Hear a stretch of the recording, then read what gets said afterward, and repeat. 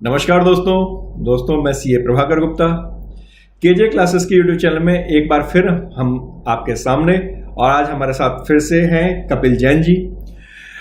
Income tax की जैसा कि आप सभी को मालूम है कि अब आखिरी तारीख आने वाली है, 31 जुलाई की तारीख है और सभी लोग अपने इनकम टैक्स में लगे हुए हैं।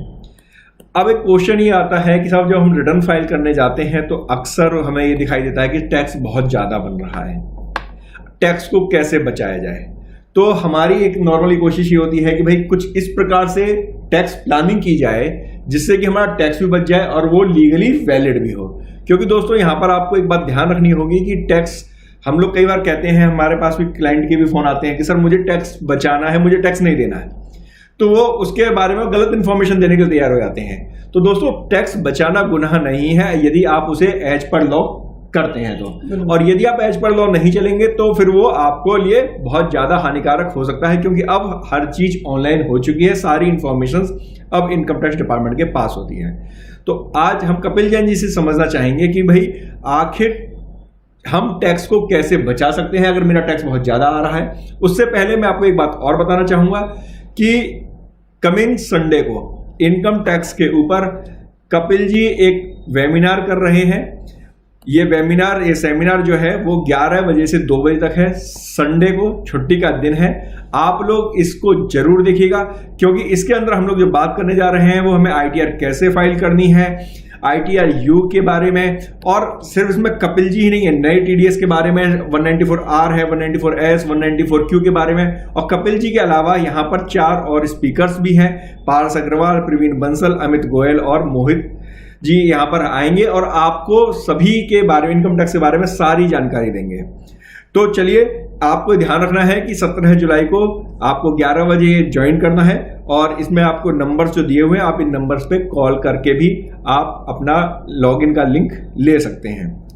चलिए हम फिर से शुरू करते हैं कि भाई आखिर हम टैक्स को कैसे बचाएं। तो कपिल जी अब बताइए थोड़ा सा कि टैक्स हम कैसे सेव कर सकते हैं। देखिए, पहला क्वेश्चन तो ये है, अगर आप सचमुच में सही आईटीआर फाइल करना चाहते हैं तो 31 जुलाई का वेट ना करें, ठीक है ना।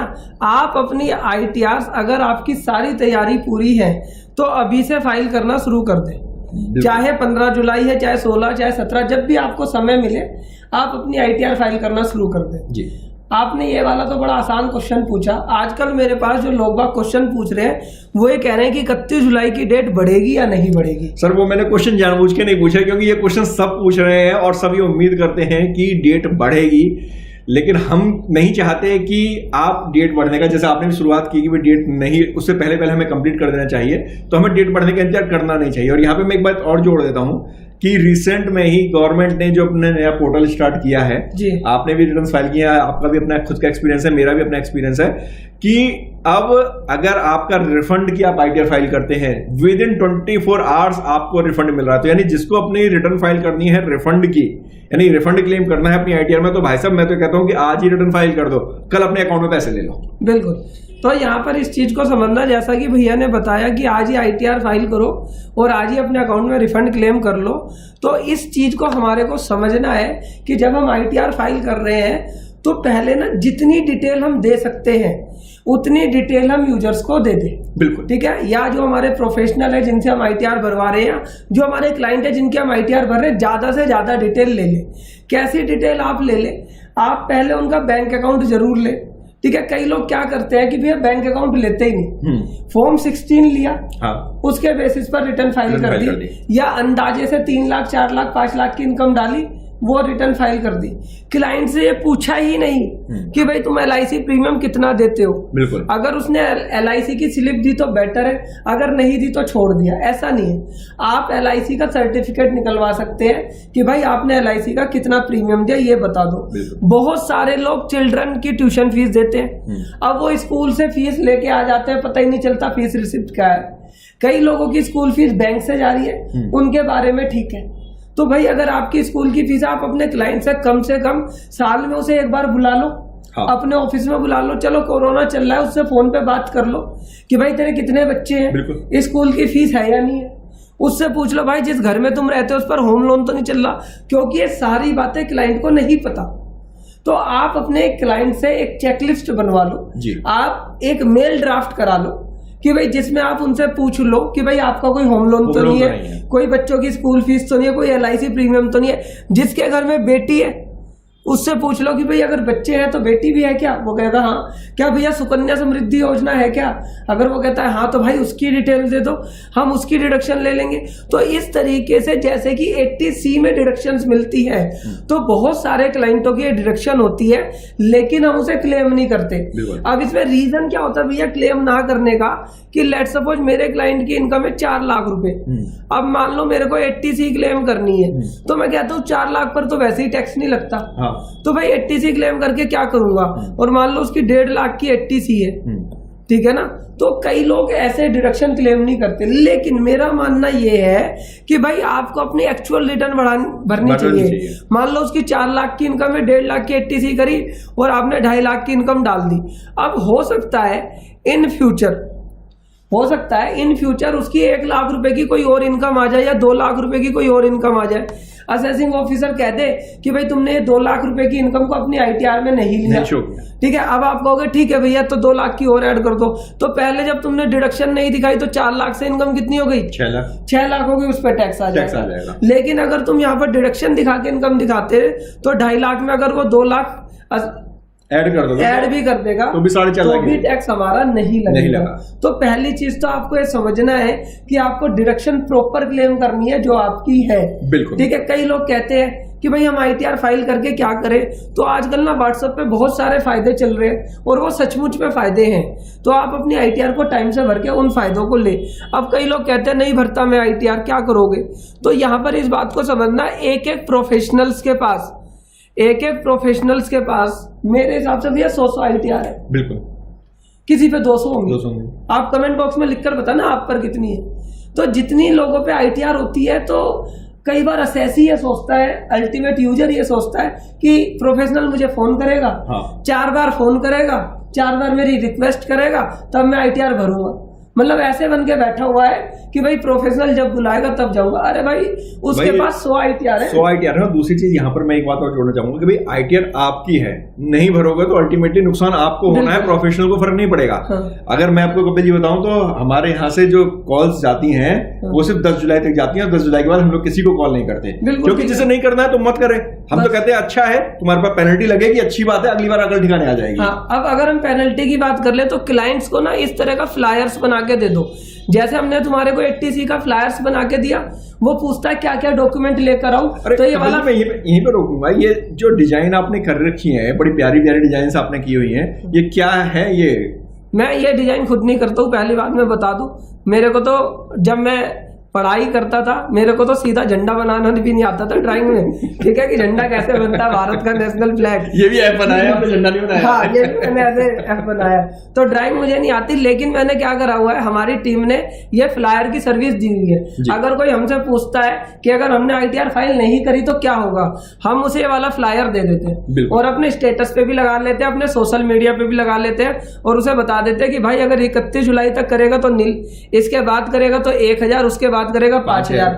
इसे स्टेटस पे लगा लेते हैं और हमारे ना 2,500-3 हजार लोग स्टेटस देखते हैं, DP इतने लोग देखते हैं। तो कई बार क्लाइंट खुद ही कहते हैं भाई ये पेनल्टी का क्या सिस्टम है, अगर उसे ये समझना होता है तो वो हमें फोन कर लेता है। तो इससे क्या हो जाता है कि हमारी मार्केटिंग भी हो जाती है। आपने अगर ध्यान दिया हो तो हमने 80C का भी ऐसा ही फ्लायर बनाया है। आप अगर देखोगे तो हम इस तरह के फ्लायर्स बनाकर अपने स्टेटस पे लगा लेते हैं। और अगर आप भी चाहो ना ऐसे फ्लायर्स बनवाने तो आप हमारी टीम से बात कर सकते हो, हमारी टीम आपको इसकी सर्विस दे देगी। यहाँ पर मेरे फोटो की जगह आपका फोटो आ जाएगा, KJ क्लासेस की जगह आपकी फर्म का नाम आ जाएगा, हमारे एड्रेस की जगह आपका एड्रेस, आपका फोन नंबर। उसे आपको करना क्या है, अगर आपके 500 क्लाइंट है सबको भेज देना, बिल्कुल ठीक है ना। स्टेटस पे लगा लेना है, DP पे लगा लेना है, फेसबुक पे लगा लेना है, यूट्यूब पे लगा लेना है, इंस्टाग्राम पे लगा लेना है। तो बार बार जब लगाओगे तो वो सामने वाला सोचेगा अरे यार ITR भरवा लेते हैं, ब्रांडिंग भी आपकी हो जाती है। हाँ, ब्रांडिंग भी हो जाती है, भरवा भी लेते हैं। तो आप इसके लिए हमसे संपर्क कर सकते हैं। लेकिन मैं फिर वही बात बता रहा हूँ, कई लोगों को मैंने भी पोल डाला फेसबुक पेज पे, तो अभी 80% से ज्यादा लोगों को ये उम्मीद है कि ITR की डेट बढ़ेगी। अच्छा, इस 80 लोगों में मैं भी हूँ, ठीक है ना। तो मैं नहीं हूँ, मैं बाकी 20 में हूँ, ठीक है ना। मुझे लगता है बढ़ेगी, लेकिन मैं ये कहता नहीं हूँ कि बढ़ेगी, क्योंकि जिस दिन मैंने सोच लिया कि ये बढ़ेगी तो फिर मैं काम करना बंद कर दूंगा। पता है मन के किसी कोने में है, लेकिन मैं क्या कर रहा हूँ कि जितनी ITR भरी जाए, अभी मैं उन ITR पे काम कर रहा हूँ जो मुझे पैसे देती है, बिल्कुल अच्छे पैसे देती है।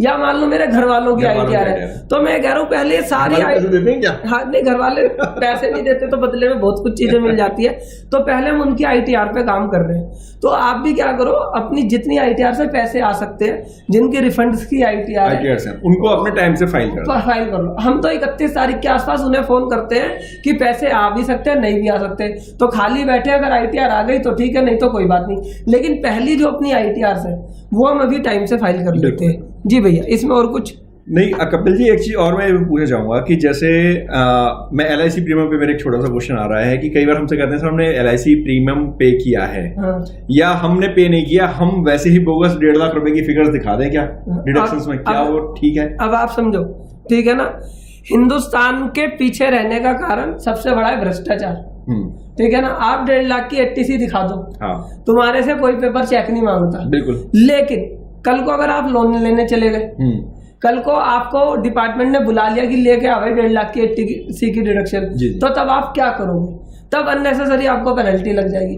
तो भाई मेरा मानना ऐसा है, आप कोई भी बोकस डिडक्शन क्लेम मत करो, जो आपकी जेन्युइन डिडक्शन है वो क्लेम कर लो। बिल्कुल। जैसे कई लोग क्या करते हैं, 31 मार्च को प्रीमियम पे करते हैं, ठीक है, हाँ, तो उसका प्रीमियम जो होता है वो 2 अप्रैल को कटता है जाकर, तो वो 31 मार्च में भी क्लेम कर लेते हैं और 2 अप्रैल में भी। तो वहां पर ये गलत है। आप इस चीज को समझो कि जो आपकी डिडक्शन है वो जेन्युइन लो।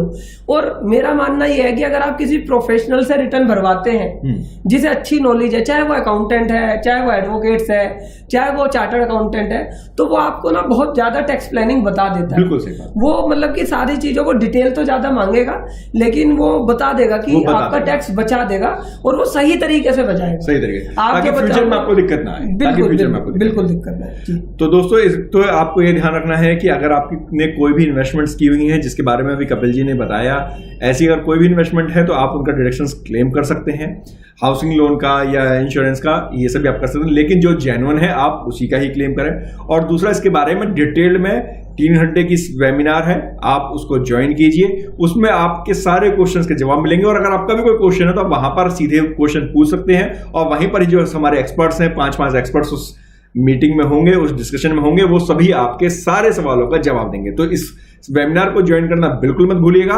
और हमारे नेक्स्ट वीडियो का हमें मालूम है आप इंतजार कर रहे हैं, जल्दी ही आपको नेक्स्ट वीडियो भी मिलने वाला है। इस वीडियो को देखने के लिए आपका दिल से धन्यवाद करते हैं। नमस्कार।